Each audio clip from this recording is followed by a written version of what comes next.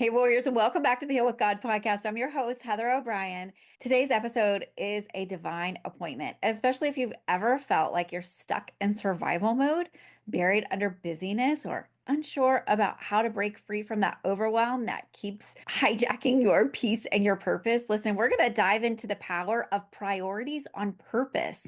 And my guest today, Melissa Batt, is bringing some Holy Spirit fire and practical wisdom that will help you stop running on empty and start living aligned with God's calling. So, if you're ready to silence the noise, ditch the guilt, and hear God more clearly in the middle of your everyday life, this episode is for you. Hey, warrior, welcome to Heal with God. This is a podcast for Christians who love Jesus but feel emotionally wrecked, spiritually stuck, and wondering if God hit the mute button on their life. I'm Heather O'Brien, a licensed minister, prayer partner, and a woman who's cried in her Bible more than once. I created the free 7-day mental makeover challenge to help you hear God's voice and finally move forward. You'll find it linked below in the show notes. Otherwise, let's dive in because healing with God is possible for you too. All right, honey, here's the tea. If you're stuck in your head thinking healing has to be hard, I need you to hear me. It doesn't. The Heal with God signature program gives you everything that you need to take the next step. Short videos because you're not trying to watch a seminary lecture, printable healing prompts, and daily text coaching to help keep you moving when you want to give up. And yes, it's just $23 a month. That's less than a Target run, and you still save up for the one-on-one prophetic healing sessions with me when you're ready to go deeper. Now, let's get back to the message because you and Jesus, you have more ground to cover. Welcome, Melissa. I'm so glad that you are here today. Yes, I'm so excited to be here. Thank you for having me. Thank you for reaching out and, for checking out my podcast to hear something that you felt would be valuable to your audience. Yeah, Thank you. I love how we can find other fellow podcasters because it leads us to other people who are doing the same thing on the earth. And I'm like, yes, like Elijah's like, I'm the only one left. And God's like, no, you're not. And when I reach out Yes. to other podcast guests, I'm like, I'm not the only one doing this. It's so relieving to know that, there's lots of other people helping people heal with God. And Yeah. so refreshing. Well, our guests may not be aware of who you are, but you run a podcast called Priorities on Purpose. And that's really what I wanted to talk about with you today. And maybe you want to start with just giving us your personal healing journey of what led you to create the Priorities on Purpose message. Yeah. So I can definitely do that. Let's try to condense it into this short episode because it's, a journey, a life journey of all of the things. So the podcast is basically what I've learned through all of my mess ups and missteps. And so I've really struggled with doing things I avoided. Like avoidance is kind of the thing. Like if I can avoid pain, if I can avoid hurt, if I can avoid hard things, I'm going to do everything in my power to avoid it. And so I've overworked. I feel like today we talk a lot about like social media, like we need a social media detox. We need this, we need that. Like, listen, I have over volunteered. I have overworked anything to shut out the noise so I wouldn't have to deal with the hard things. Mm. And I love your podcast, Heal with God, because literally I feel like my journey has been this opportunity for me to get like super quiet. God has gotten me quiet Mm. so I could hear his voice, so I could heal and he can restore. And so it's just it's so cool. And back to what you said about like it's cool when you see someone doing something similar. Sometimes it's like, oh my gosh, like it's hard and it's heavy work leading people through these things. Mm. And I always love it when I hear someone say something, I'm like, oh my gosh, God told me the same thing. And Hmm. so it's cool that like I'm really on the right track. Like it's Yeah. affirming. Like I really Yeah. am in the right track. I'm not crazy. Right. Like I this love that really is the confirmation. good work. Yep. Yep. So, okay, that leads me to my next question. You talked about the hard things of and all of the struggles that you had. What were your turning points in your walk with God that, helped you come out of that survival mode? Well, I should probably acknowledge the fact that I didn't do it voluntarily. I Um, know.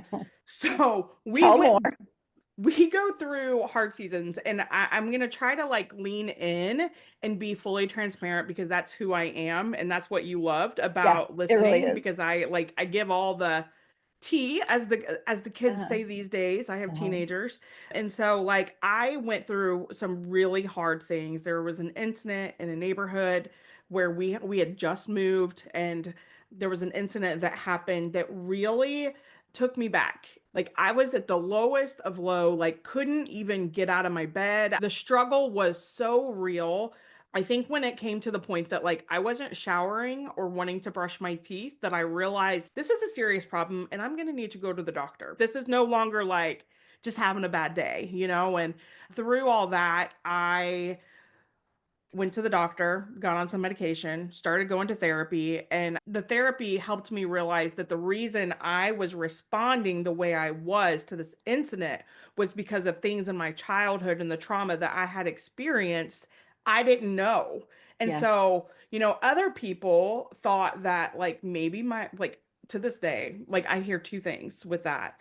Like they don't know how I didn't kill this person. And then the other people is like, like I was afraid my daughter was going to be trafficked. I thought someone was going to kidnap her.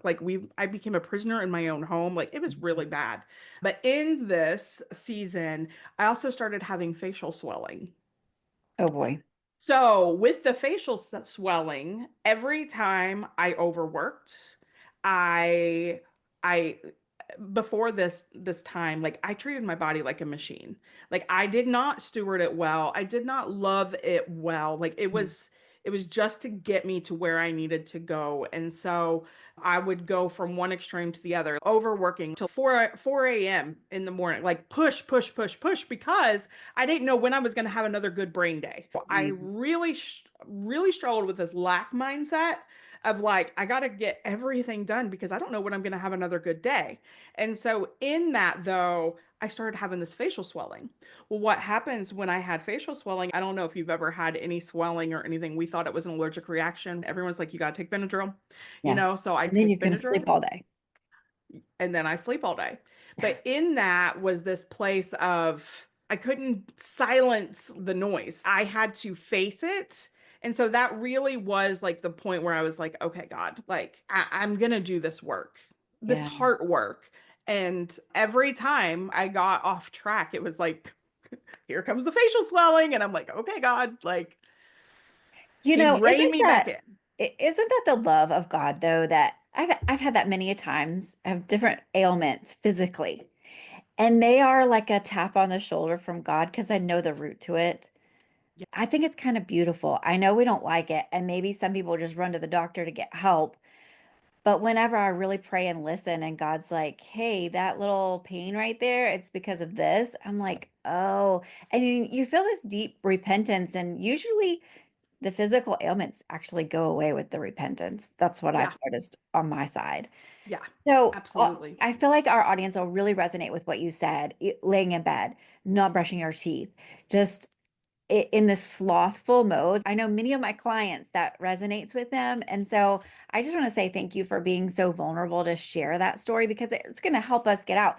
The point of this is not to show you just, hey, just go do this, but anybody can be in this slump and then get out. And I'm calling that out to you, warrior. You can get out of the slump that you're in.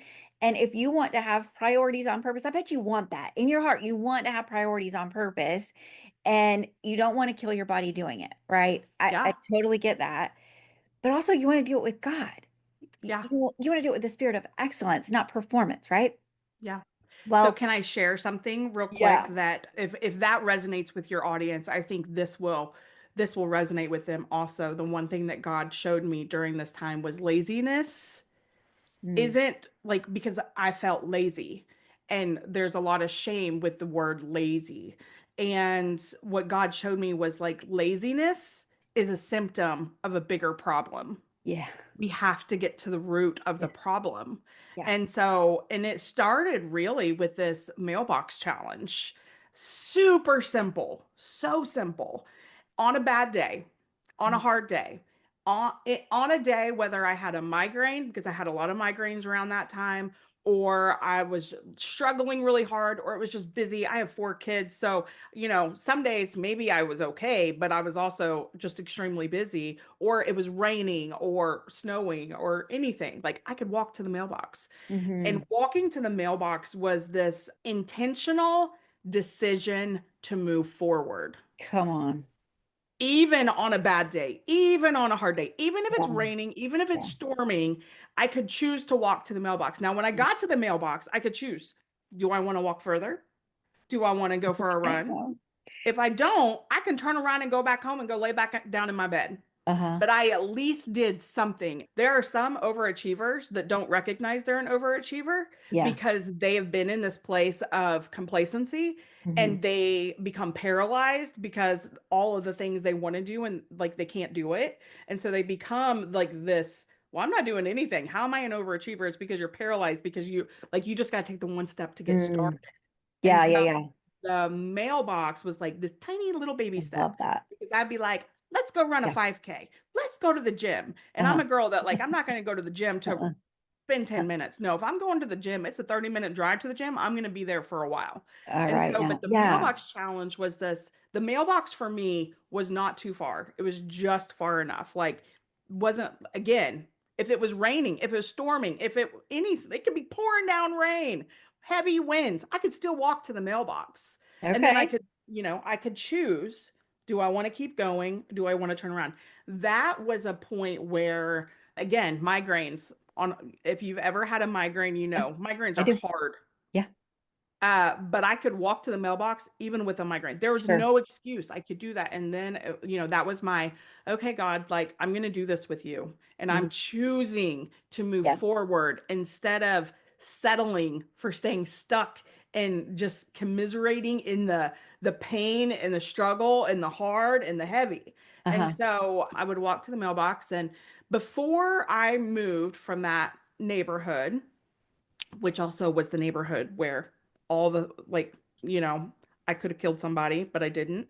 In that neighborhood where all of that happened, like there was a time I was like running.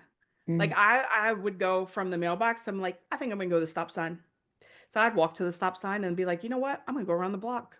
And before Mhm. you know it, I was running like miles. Like I went from Wow. walking to walk jogging to running. Wow. And it was again so good. And it was just this intentional decision Hmm. to no longer settle for staying where I was, but to take a walk with God and just move forward I with love that. this baby step action of going to the mailbox. I love that so much. That's such a simple example of Yeah. how we can make a choice because God's not going to force us to do anything. He's actually quite a gentleman. Yeah. But if you want to heal with God, you have to make the choice that you want to heal with God. Now, I love tiny short prayers. Like if you want to do the mailbox challenge, we could say, God, please help me to get up and go to the mailbox. Yeah. Please help. Like I do that all day. When I'm in bed and I'm too sleepy and my alarm's going off, I literally pray in my mind, God, I'm too sleepy to get up. Will you please help me? And I don't know how this works, but I instantly get up. It's like there is a power that comes over because I just reach to it. All you have to do sometimes is just ask for it. And you have to Yeah. do it in the most childlike way. God, please help me wake up. God, please help me put my shoes on so I can go get the mail. And sometimes I've told this to some of my clients before, like, I challenge you to go brush your teeth today. Yeah. Can you do the one thing? Like, Yeah. it's just one thing. You're supposed Wash to your brush for face. 2 minutes. Can you do one thing? You don't even have to get a whole shower. Just go brush your teeth. And sometimes we just need that. That's what priorities on purpose. It's like, okay, what's one thing I can do today to show that I love myself? And I Yeah. think brushing your teeth shows you love yourself. Walking Yeah. to the And mailbox it's shows you not love yourself. loving yourself from a like worldly way. Right. It's from like just stewarding this Yes. body that God has given us. Yes, that's it. That's exactly it. So I want you to give us a glimpse of what it looks like to maybe we know that these women, men are wishing that they knew more about how to fix their lives and how that's going to actually lead them further into their healing. Sometimes we have to think about the consequences that are attached to not doing the thing. So we told them, do the one thing, pray to do the one thing if you don't know how to like make yourself do it. But sometimes when we just focus on, okay, what is the consequences if I don't do that one thing? What are the consequences if I don't walk to the mailbox? If I don't love myself intentionally by stewarding what God's given me with this body? Does that ever help with getting your priorities on purpose? Do you ever think about that and help your clients go down the consequences route? It's funny that you should say this because I am one, okay, so we do the same thing, and you always hear these people that are like, focus on the positive. They're like, focus on the positive. I had to like, because I know, like, the negative is what Yeah. catches me and like yeah, like don't do this. They'll be like, no, switch it to do this and get this, the positive. Mm. And I'm one that like yeah, I've had to retrain my brain a little bit in that way because I want to just not focus on the negative, but I Well, don't let me know. step in there. I think I know what the route that I take with it is. So the worldly route is focused on the positive, reframe the way you're saying it. But the godly Oh, route is the fear of the Lord. See, if we really have the fear of the Lord, we're going to steward what he's given us, this body, these teeth, yeah.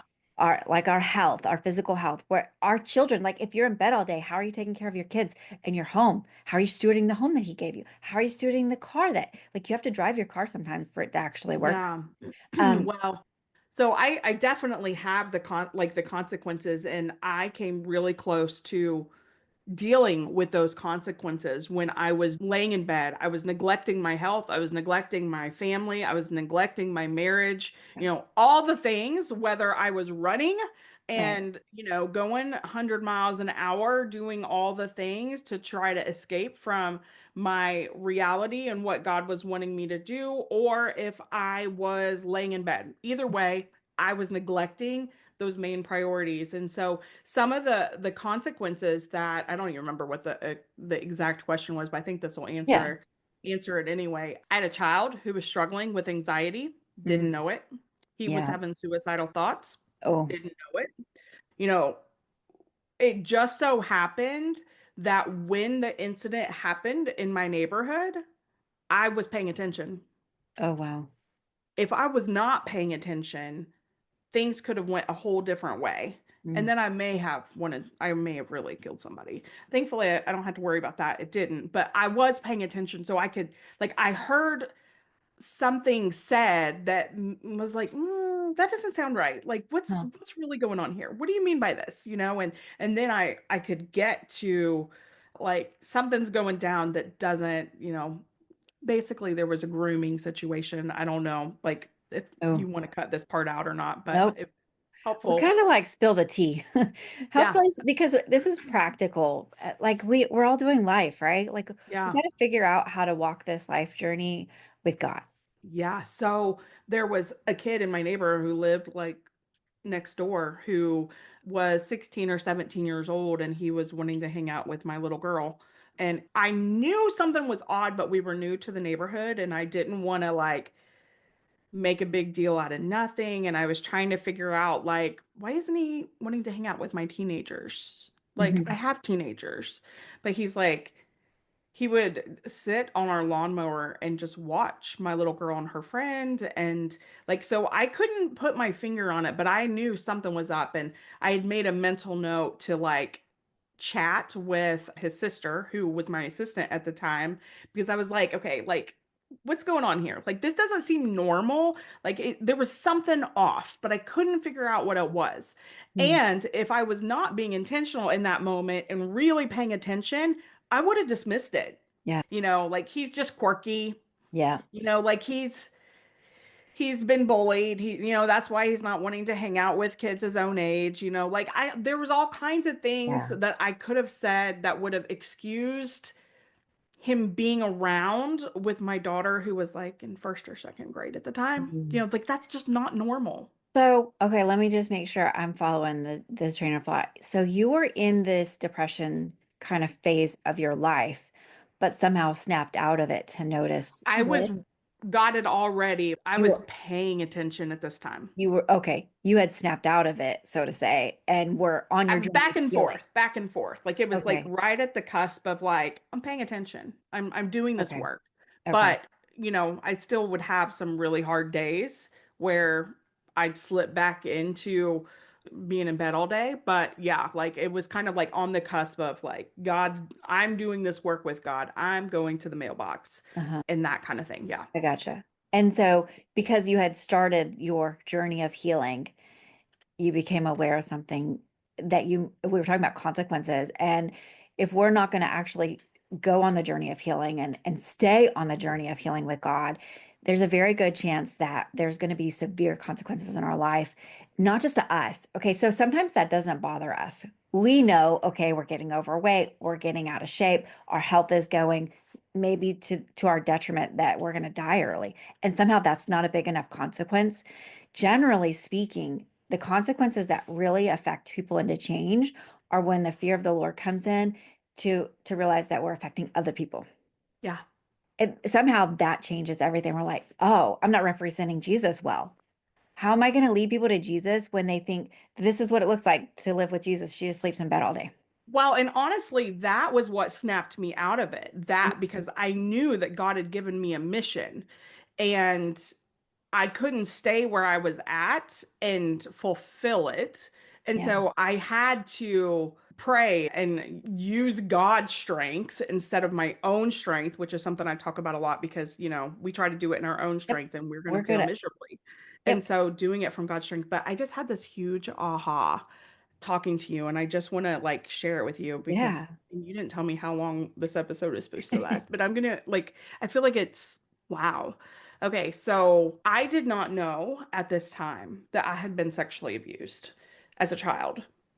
It was this incident that which this boy, he didn't touch her. I caught it in time before he had touched her. But I don't think I recognized the consequences like you just mentioned Mm, if I wouldn't have. mm, Yes, I recognize like yeah, if I wasn't paying attention, it could have been way worse. yeah. Yes. Yeah. But I also think that, you know, God has called me to be a cycle breaker. Come on. And Whoa, that was good. I felt that. God has called me to be a cycle breaker. Every generation in my family has been sexually abused. Come on. Like it's Whoa. everywhere. It's And you broke it. everywhere in my family. I have chills. Like I'm literally I like have full body chills right now.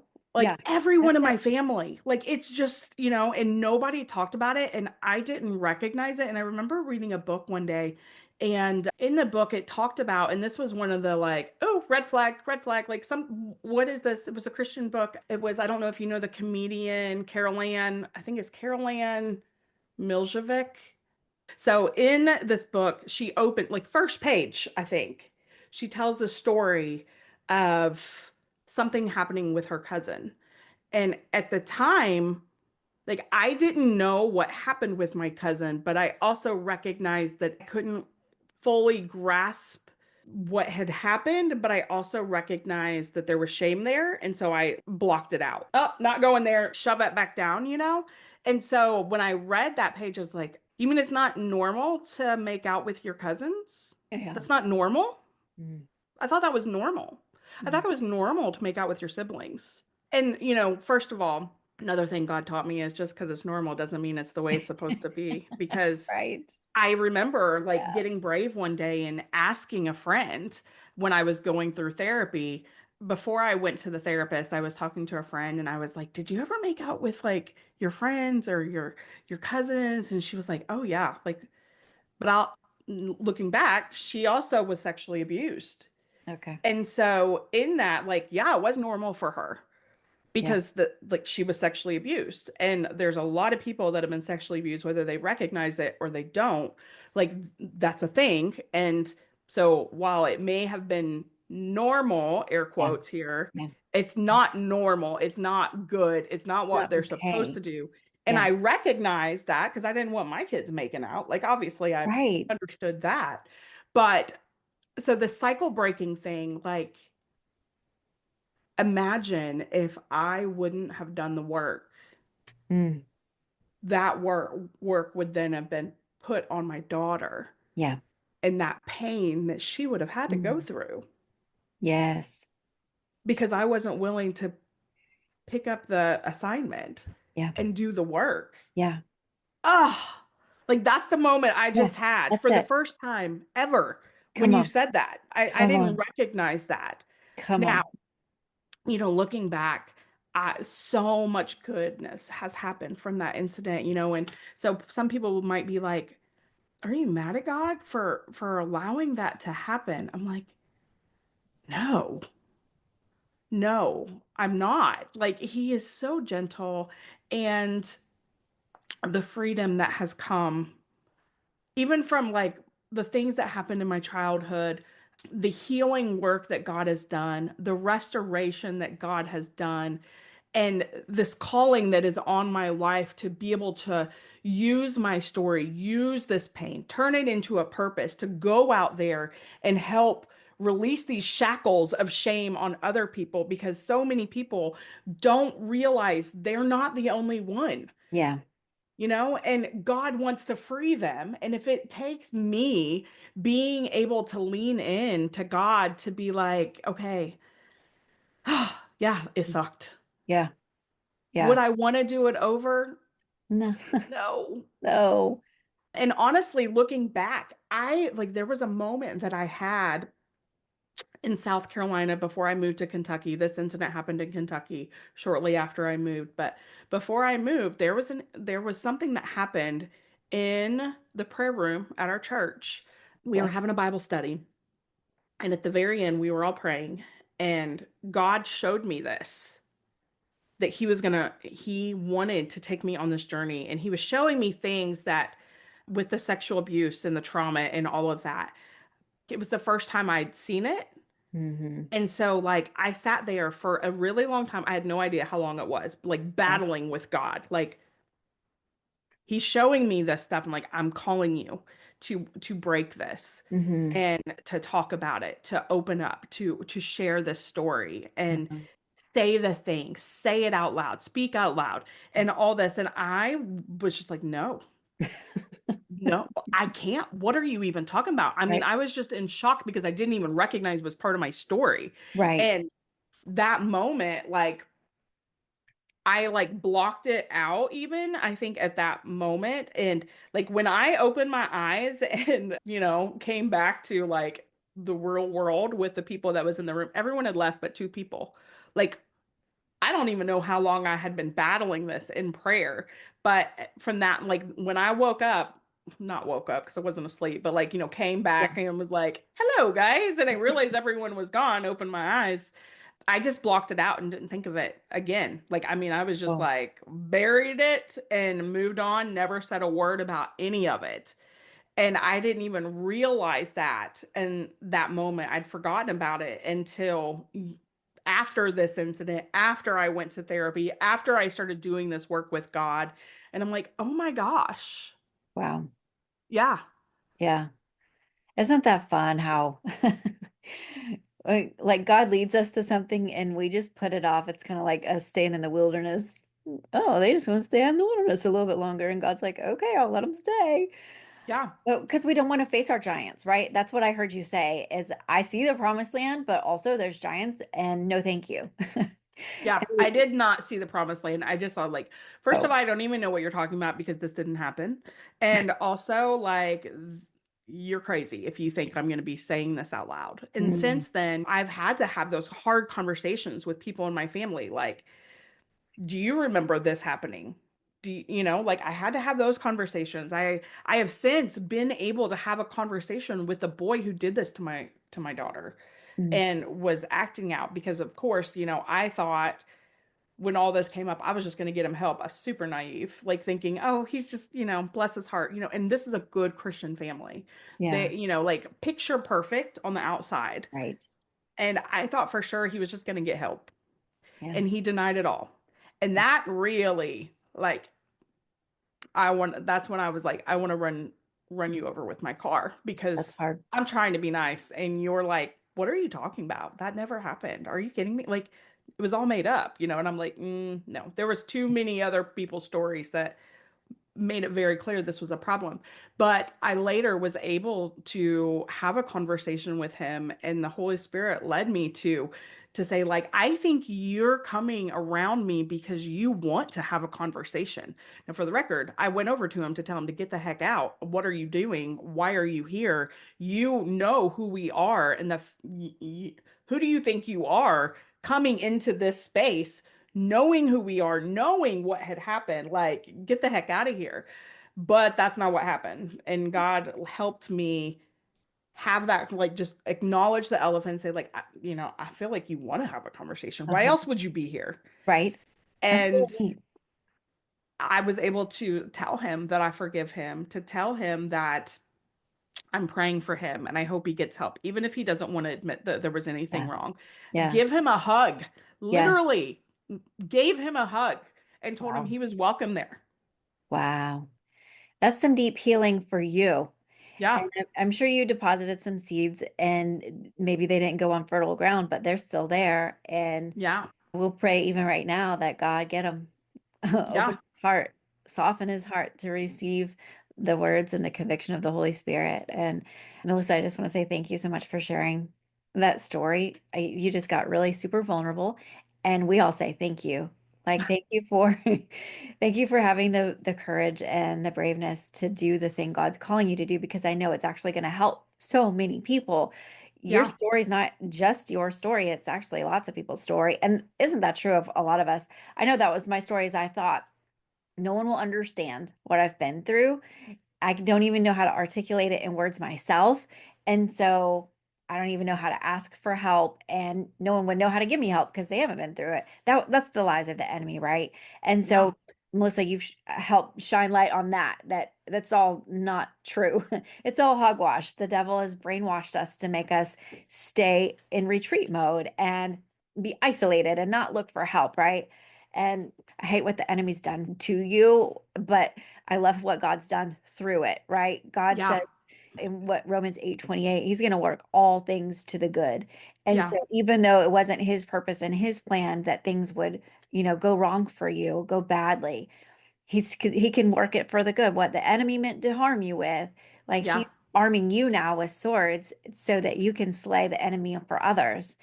I just kind of want to wrap up our show by saying, let's give our listeners a practical application to move from chaos to clarity, to move from the bed, from depression up to the mailbox.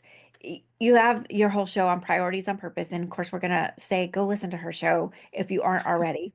yeah. But Thank you. is Yeah, there come listen. a practical step that we want to give, a one step, a two-step kind of thing to get someone moving? They want to get their priorities and purpose, but they say, but how? Yeah. I mean, I feel like it's just baby steps, Mhm. like listen to God. And if you can't hear God, recognize why you can't hear God. And that's because it's not that God isn't speaking, it's because you're filling your head with noise. Very And good. so look at, like, what do you need to give up? What do you need to put down so Mhm. that you can not be filling your head with noise? So as a Christian, we know there are the things that are the obvious sins, like I knew I don't want to do drugs. One of the things that God had to convict me of was Benadryl. Because what started with the facial swelling and Benadryl Uh-huh. then became a numbing agent for me Oh, to not deal with the emotion. So God was like, no more of that. At one point, the doctor had prescribed me something like Xanax or something like that. So on the really hard days, I could take that. And I knew I wanted to have like, I have an addictive personality. Like, everyone in mhm. my family has addictions. Like, I, instant gratification and avoidance of anything hard, like, that's who I am. I had to have very strong boundaries. I didn't drink alcohol because my dad was an alcoholic. So I've always had really strict boundaries there. But sometimes I think we dismiss the things that look like they are Yeah. permissible, Yep.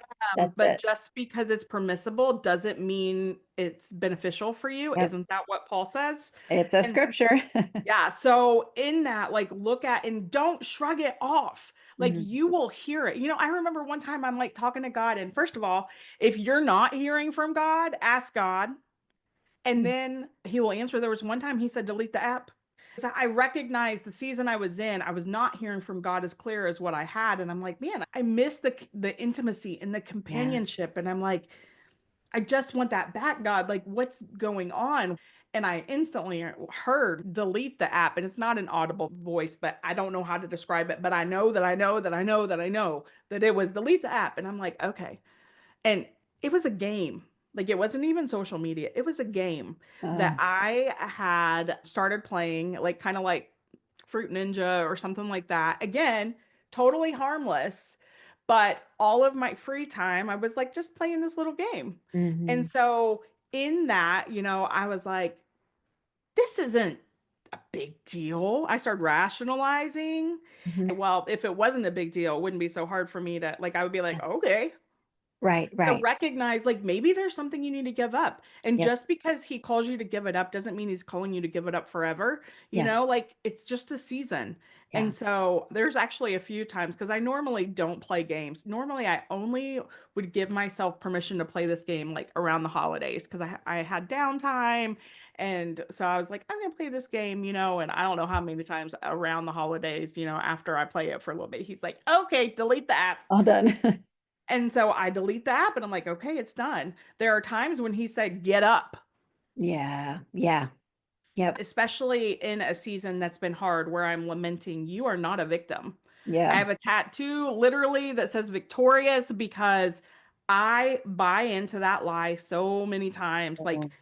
I want to wallow in self-defeat and just be miserable and just I don't know. Do I want that? No, but it's the enemy like gets in my head and that's where I think the depression and all of that like I just want to wallow Yeah. because, wallowing for me looks like laying in my bed, watching TV, numbing out, doing nothing.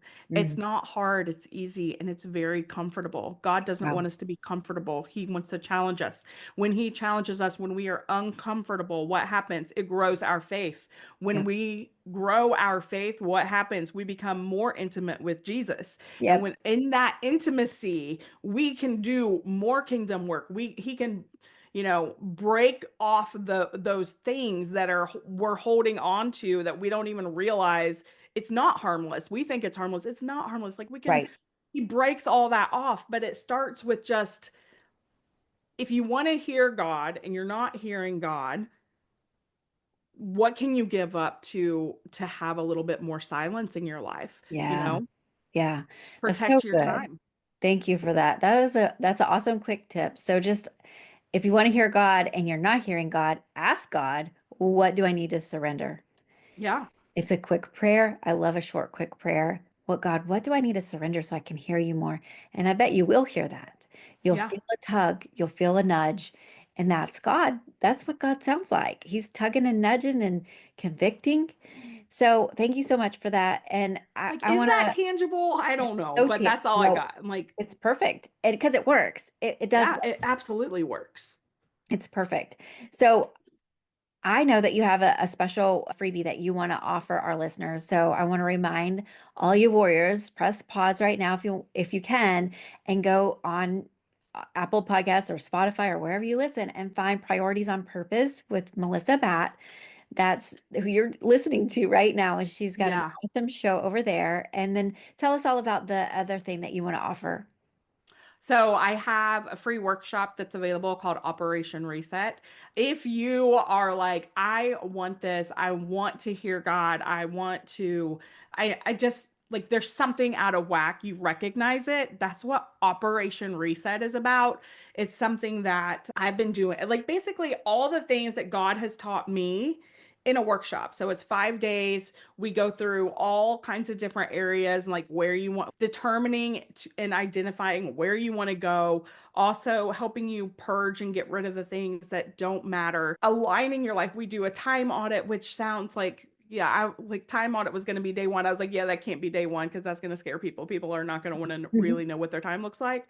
But this reset, and I walk you through each day all the things that are necessary with worksheets so they can do the hard work as well. It's about resetting, obviously, realigning your helping you reclaim your time, your priorities, recognizing some of us don't even know what our priorities are. So I help you do that so you can see like what should be your priorities. Where do you want to go? If you don't know where to go, I help you kind of come up with a direction based on journal prompts and stuff like that, so it will help you get there. And it's not just me, like I am teaching you how to go to God for that.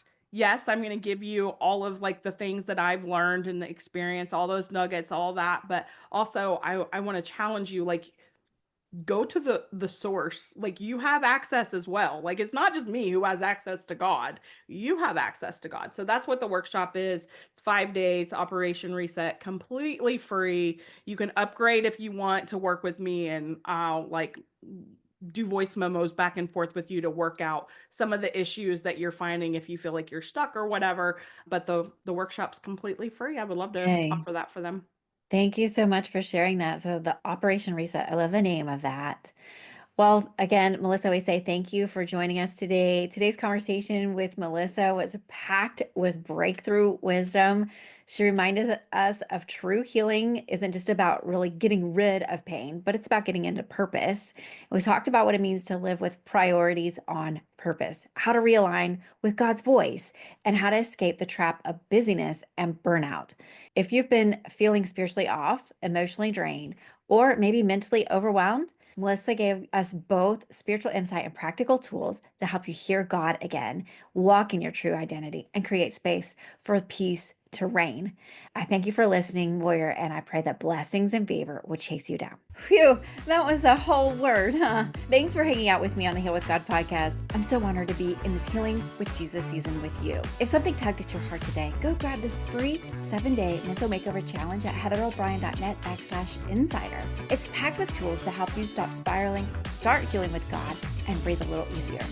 And hey, here's a quick reminder. I'm a licensed minister and not a therapist. What you get here is spiritual encouragement, not medical advice. Still, prayer is my specialty. I'll see you back here next Monday, warrior. And until then, keep listening because God is still speaking. And honey, he's got something to say to you.